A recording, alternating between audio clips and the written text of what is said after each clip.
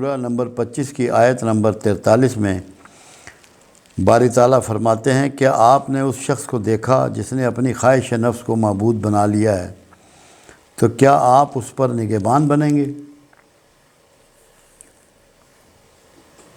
سب سے بڑا بت جو انسان پالتا ہے وہ اس کا نفس ہے،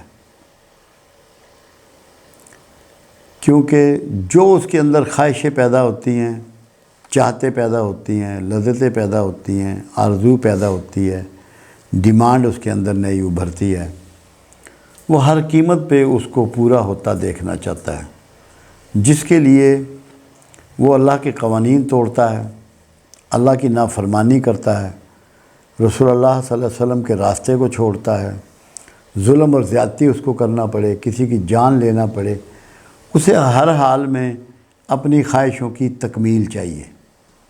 یہ وہ لوگ ہیں جو اس حد تک اپنی خواہشوں کی تکمیل کے آرزومند ہوتے ہیں، جن کو پروردگار نے یہ کہا کہ یہ اپنے خواہش نفس کے پجاری ہیں، پوجا کرتے ہیں۔ پوجا کیا ہوتی ہے؟ آپ جب کسی کو رب مان لیتے ہیں تو تب اس کی پوجا کرتے ہیں کہ یہ مجھے دے گا۔ تو یہ دنیا کے اسباب ہی کو سب کچھ سمجھتے ہیں، عملاً ان کا اللہ سے تعلق ٹوٹ جاتا ہے۔ یہ اگر اللہ کو کبھی یاد بھی کرتے ہیں تو اپنی خواہشوں کی تکمیل کے لیے، اگر اس کا ذکر بھی کریں گے تو ذہن میں یہ ہوگا کہ میرا یہ کام اچیو ہو جائے۔ اللہ کو راضی کرنا، اللہ کی فرما برداری، اس کی عبادت مقصود نہیں ہوگا۔ اس پہ یہ کہا ہے تو کیا آپ اس پر نگہبان بنیں گے؟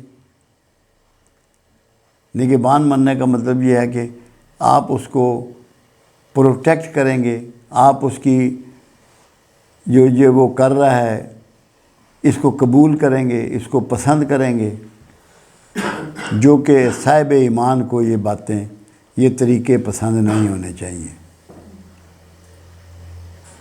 مقصد یہی ہے کہ ایسے لوگوں سے اوائڈ کرو تاکہ تم بھی اس میں انوالو نہ ہو جاؤ، تمہارے اندر بھی یہ اس طرح کا رجحان پیدا نہ ہو جائے۔ اس کو میں لوگوں کو سمجھاتا ہوں، ایک بات جو اکثر دیکھنے میں آئی، لوگ اپنے کسی بھی کام کے لیے اسباب کی دوڑ لگاتے ہیں، جب فیل ہو جاتے ہیں تو پھر کہتے ہیں کہ اللہ کو پکارتے ہیں شاید سن لے، متے سن لوے۔